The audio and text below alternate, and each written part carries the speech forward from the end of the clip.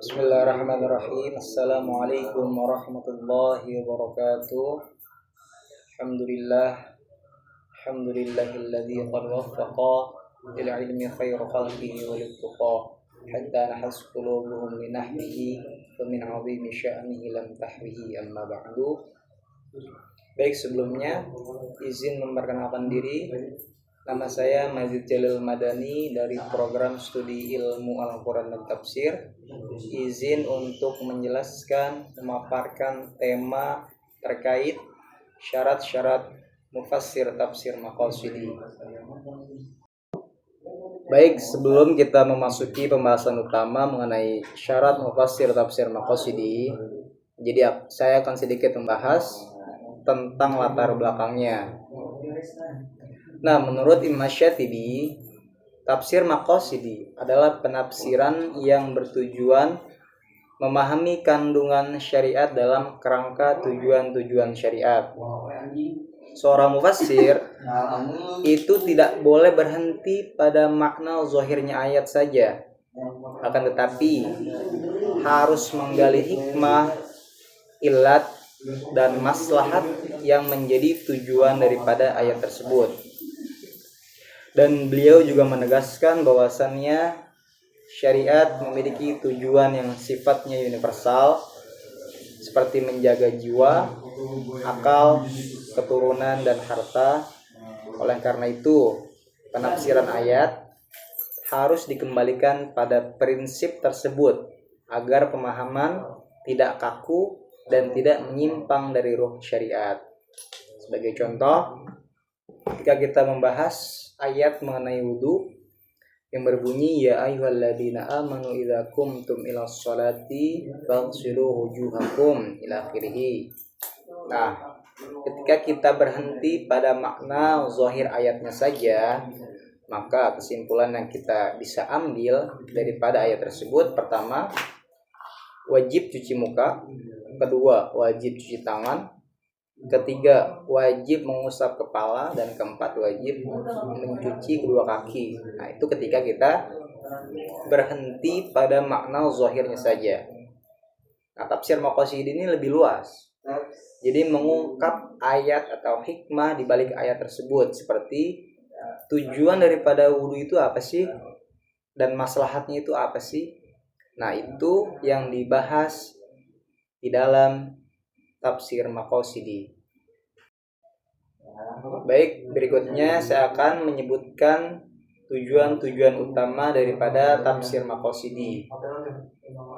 Tujuan utama daripada tafsir maqasidi ini memiliki 3 poin.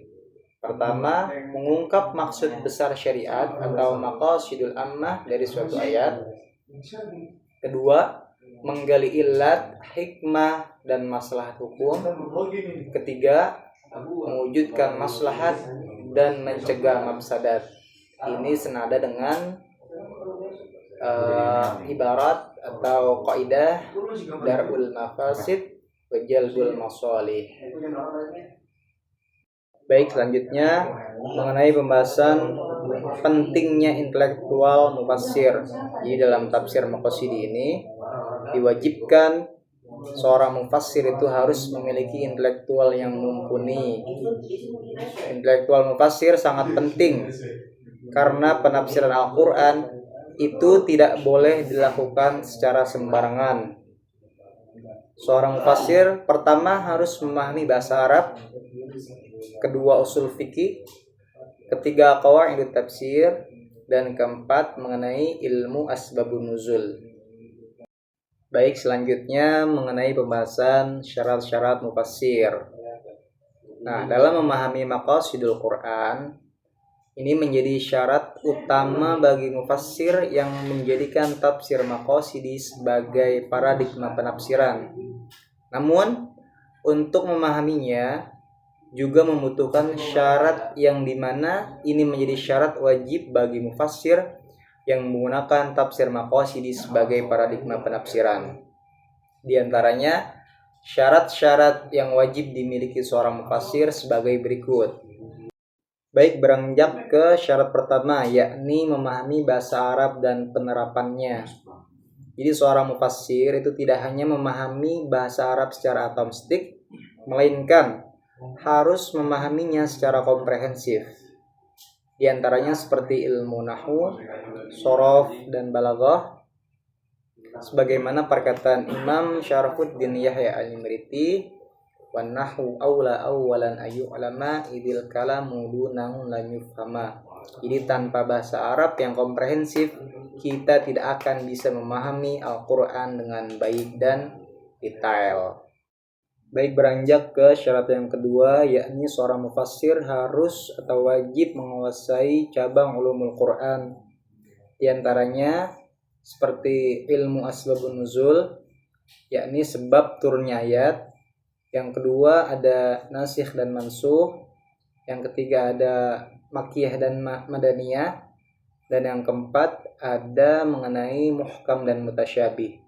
Dan cabang-cabang ulumul Quran ini wajib bagi seorang mufassir untuk memahaminya secara komprehensif. Lanjut, syarat yang ketiga yakni memahami maqasidus syariah. Seperti memahami maqasidul kulliyah, yakni hifdzuddin, hifdzun nafas, hifdzul aql, dan hifdzun nasl, serta hifdzul mal. Dan maqasid juz'iyah agar mampu menangkap tujuan ayat, bukan hanya makna lafaznya saja. Jadi syarat ketiga yang wajib dimiliki oleh seorang mufassir yakni memahami maqasidus syariah baik kulliyah maupun juz'iyah. Selanjutnya beranjak ke syarat yang keempat, yakni seorang mufassir wajib menguasai qawaidut tafsir dan usul fikih. Nah, memahami qawaidut tafsir ini berfungsi untuk memahami ayat secara benar melalui kaidah bahasa, konteks, hubungan antar ayat, serta metode penafsiran yang dipegang oleh para ulama. Dan memahami usul fikih itu bertujuan untuk menentukan illat, mengolah dalil, dan memahami perintah dan larangan, serta menimbang maslahah. Karena itu, usul fikih menjadi pondasi untuk menemukan tujuan syariat dari suatu ayat. Lanjut, syarat yang kelima yakni seorang mufassir wajib memahami fiqhul waqi'. Nah, dalam tafsir maqasidi, memahami ayat itu tidak cukup hanya dari sisi bahasa dan riwayat. Akan tetapi, mufassir harus mengetahui realitas di mana ayat itu akan diterapkan. Sebab tujuan syariat selalu berhubungan dengan maslahat, dan maslahat tidak bisa dilepaskan dari kondisi zaman. Dan agar ayat tetap relevan dengan persoalan kontemporer.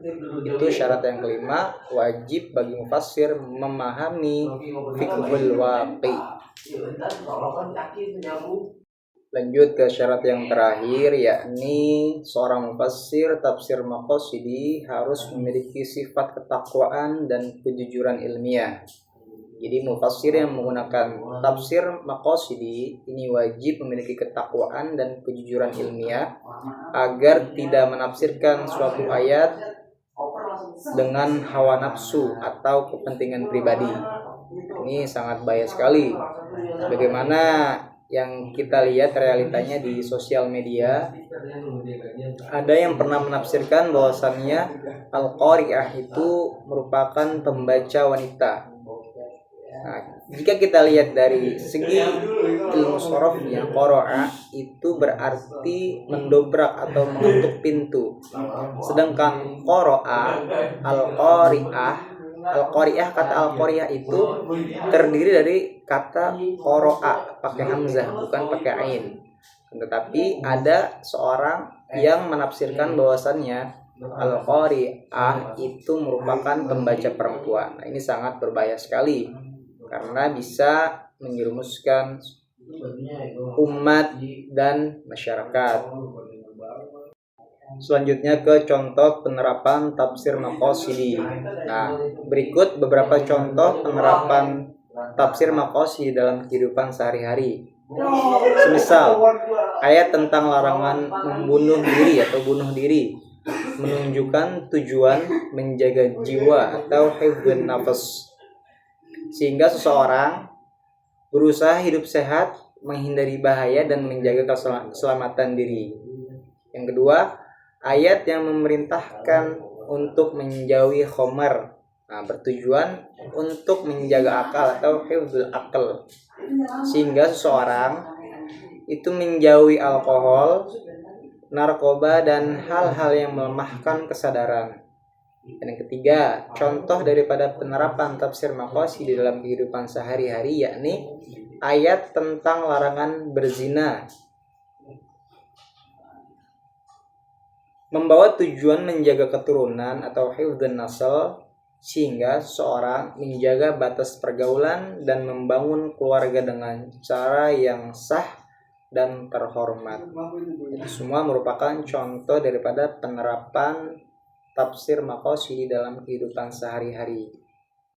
Nah, jadi kesimpulannya dari apa yang saya sampaikan, bahwasannya tafsir maqasid ini menekankan pemahaman ayat Al-Quran melalui tujuan syariat seperti penjagaan jiwa, akal, harta, kehormatan, dan keturunan, sehingga pesan ayat yang dapat diterapkan secara relevan dalam kehidupan. Pendekatan ini hanya dapat dilakukan oleh mufassir yang memenuhi syarat seperti menguasai ilmu alat dalam artian nahwu, shorof, balaghah, qawaidut tafsir, maqasidus syariah, serta mampu membaca realitas dengan tepat. Dengan terpenuhinya syarat-syarat tersebut, tafsir dapat menghasilkan makna yang lebih komprehensif dan sejalan dengan kemaslahatan yang dikehendaki syariat. Ini saja yang bisa saya sampaikan. Billahi taufiq wal hidayah. Wassalamualaikum warahmatullahi wabarakatuh.